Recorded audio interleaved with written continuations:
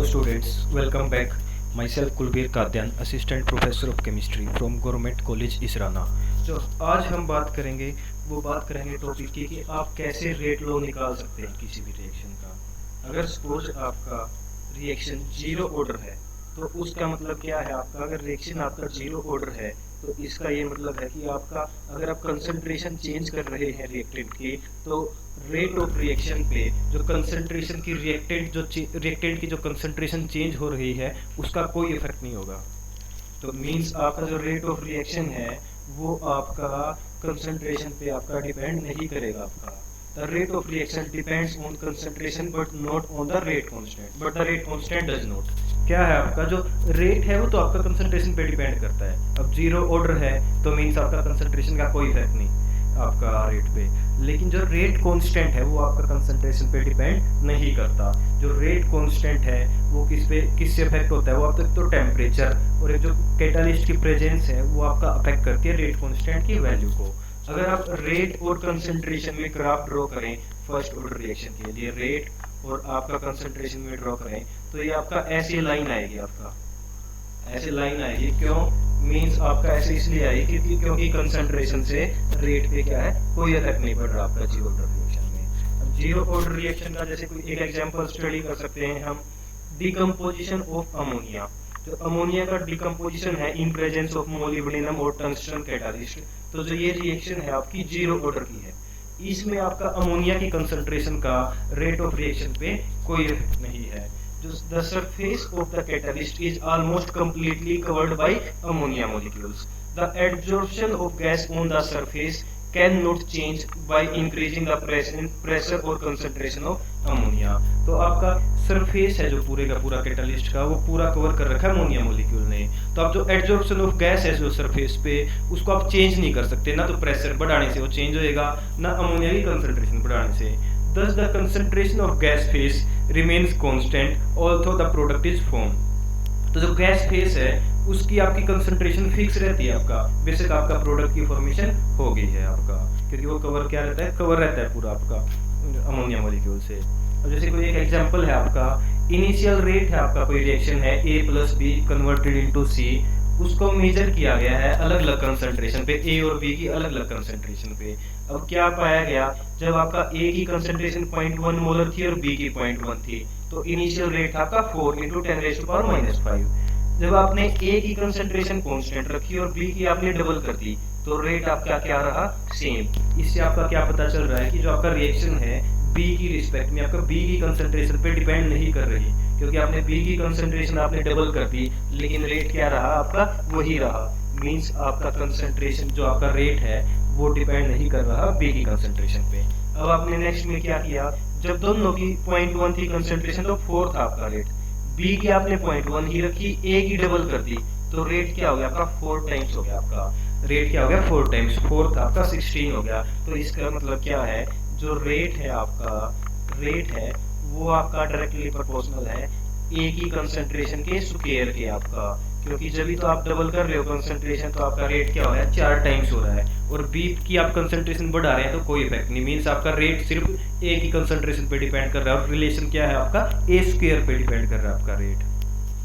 तो इससे आपका रेट लो आपने निकाल लिया। जैसे ये क्वेश्चन है इसमें, using the data determine the rate law, तो रेट लो क्या हो गया आपका, rate directly proportional to A square.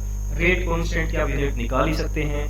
Next है determine the rate of reaction when A is equal to 0.050 molar and B is equal to 0.1 molar.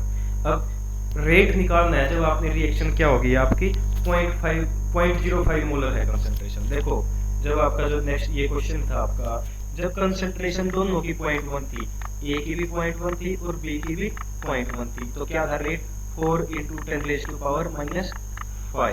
अब क्या कह रहा है क्वेश्चन कि आपका A की रेट क्या कर दिया आपने 0.05 कर दिया आपने A की कंसंट्रेशन, और B की आपने सेम रखी।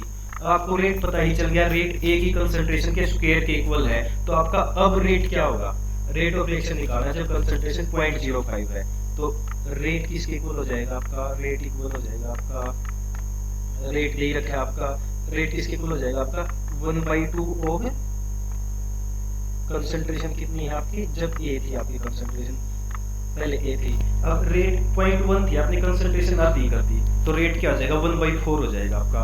4 इंटू 10⁻⁻5 था, तो रेट क्या हो जाएगा 1 इंटू 10⁻⁻5 आपका।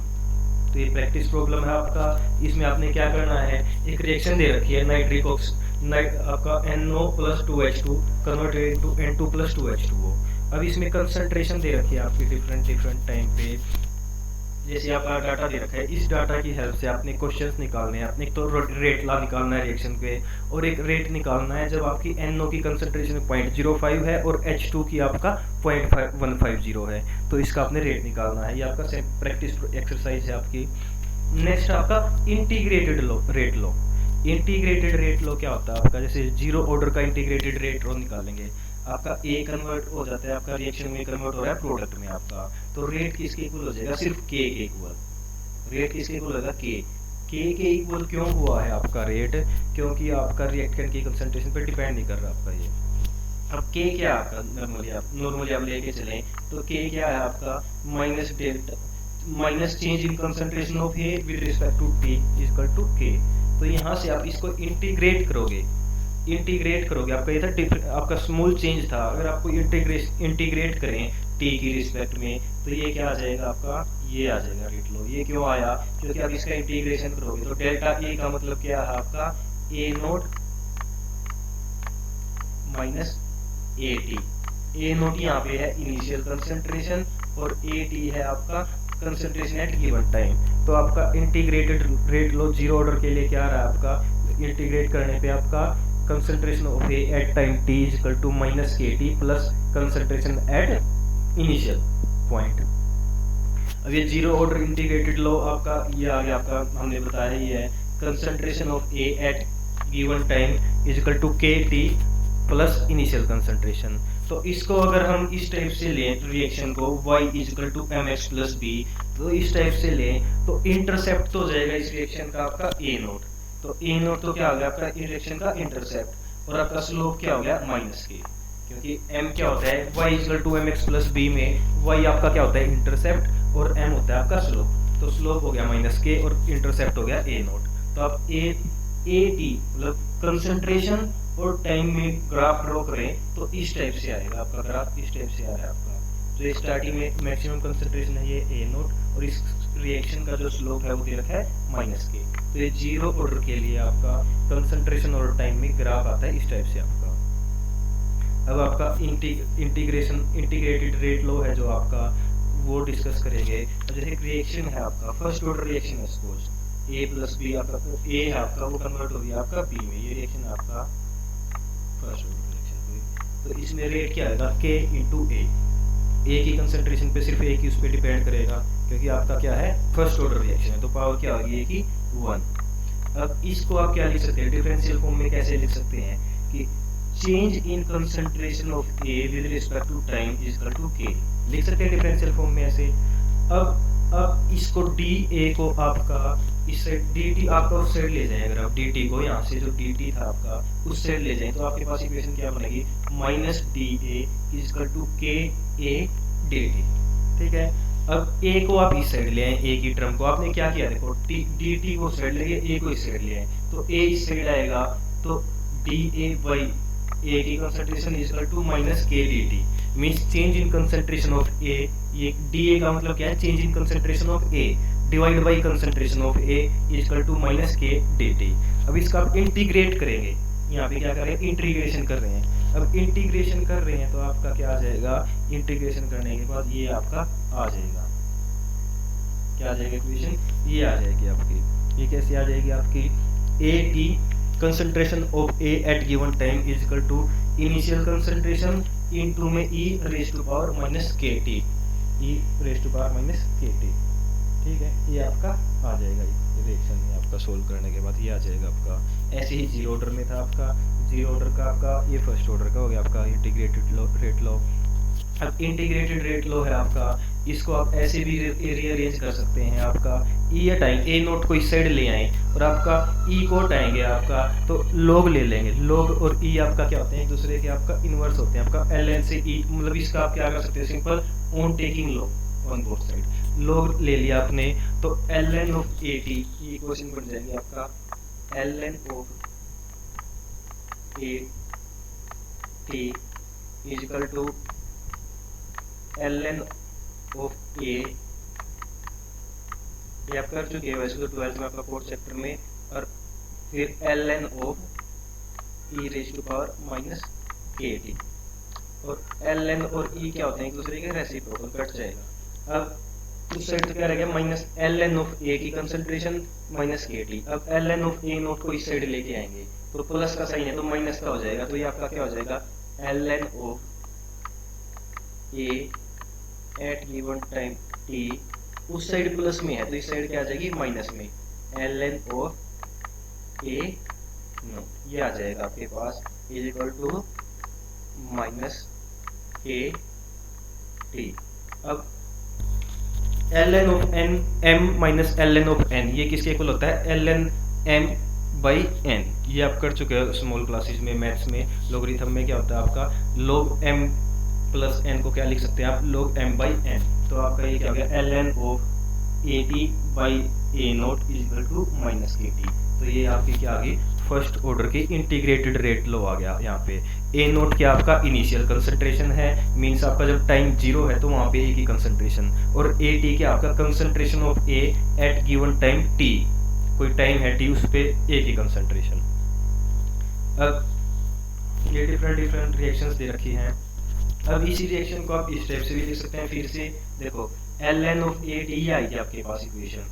अब log m बाई n को आप लिख सकते हैं log m minus log n, जैसे दिखा रखा है L N of A T by A naught equal हो जाएगा आपका L N of A T minus L N of A naught is equal to minus K T. तो आपका L, इसको ये आपका L N of A minus है तो उस साइड जाएगा तो ये क्या हो जाएगा, plus L N of A T minus K T plus L N of A naught, तो ये आ गई इक्वेशन। अगर इसको आप कंपेयर करें रिएक्शन से y is equal to M X plus B, तो y तो क्या हो गया, ये तो क्या हो गया इंटरसेप्ट रिएक्शन का, और माइनस के क्या होगा आपका रिएक्शन का स्लोप हो गया, और b आपका क्या हो गया L N of A naught, ये आपका क्या हो गया स्लोप। अगर आपका प्लॉट ड्रॉ करेंगे, ग्राफ ड्रॉ करें आप L N of A T में, L N of A T versus time, तो आपका क्या आएगा, स्ट्रेट लाइन आएगा जिसका स्लोप क्या है, माइनस के है। तो ग्राफ को भी आप यूज कर सकते हैं आप डिटरमाइन करने के लिए कि रिएक्शन का ऑर्डर आपका क्या होगा, कौन सा फर्स्ट ऑर्डर। जैसे आपका स्ट्रेट लाइन आता है, अगर L N of A T का आप टी टाइम के साथ ग्राफ ड्रॉ करें, तो अगर आप उसका स्ट्रेट लाइन आता है तो मीन्स आपकी क्या रिएक्शन फर्स्ट ऑर्डर है। जैसे अब ये रिएक्शन आपका CH3NC कन्वर्ट हो गया आपका CH3CN में,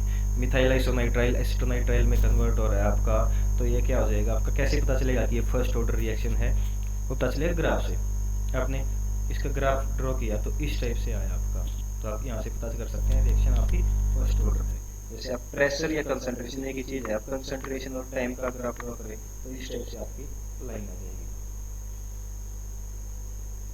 तो यहाँ पे एल एन ऑफ पी आपका क्या है, यहाँ पे एल एन ऑफ पी ले रखा आपने, क्योंकि ग्राफ किसका ड्रॉ करना आपने, L N of A T, ये इसका ड्रा लेते हैं आप ग्राफ। अब गैस है तो गैस के टर्म में आप कंसंट्रेशन की जगह प्रेशर भी ले सकते हैं, तो L N of concentration, log of concentration, natural log of concentration at given time T, उसका और टाइम का ग्राफ ड्रॉ करेंगे तो स्ट्रेट लाइन आएगी जी, इस टाइप से आपकी ये लाइन आगे से है।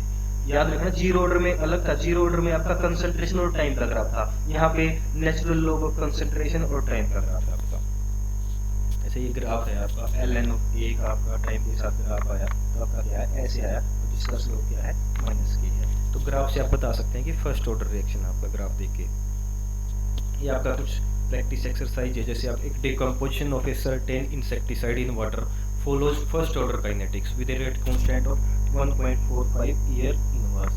तो मीन्स ये रेट कांस्टेंट की वैल्यू दे रखी है, आपका टाइम इनवर्स होता है ना, आपका सेकंड इनवर्स होती है यूनिट, तो ईयर्स में क्या होगा, ईयर इनवर्स 12 डिग्री सेल्सियस पे दे रखा है। अगर a quantity of this insecticide is washed into a lake on June 1 leading to a concentration of 5 × 10⁻⁻7 gram centimetre cube, assume that the average temperature of the lake is 12 degree Celsius. तो आपने क्या क्या निकालना है, तो what is the concentration of the insecticide on July 1 of the following year. एक आपने निकालना है how long will it take for the concentration the insecticide to decrease 3 × 10⁻⁻7। और ये आपका एक और क्वेश्चन, नेक्स्ट क्वेश्चन है आपका ये प्रैक्टिस एक्सरसाइज। इसमें आपने ये इसमें निकालना है डिकम्पोजिशन ऑफ डाईमिथाइल ईथर दे रखा है बेटा आपका 510 डिग्री सेल्सियस पे, फर्स्ट ऑर्डर प्रोसेस है और रेट कांस्टेंट आपका 6.8 इंटू 10⁻⁻⁴ है। तो इनिशियल प्रेशर आपका अगर 135 टोर है तो प्रेशर निकालना है 1420 सेकेंड के बाद क्या होगा। तो ये आपका फर्स्ट ऑर्डर रिएक्शन के कुछ प्रॉब्लम्स थे। जो नेक्स्ट है टॉपिक वो हम नेक्स्ट वीडियो में डिस्कस करेंगे। Till then thank you.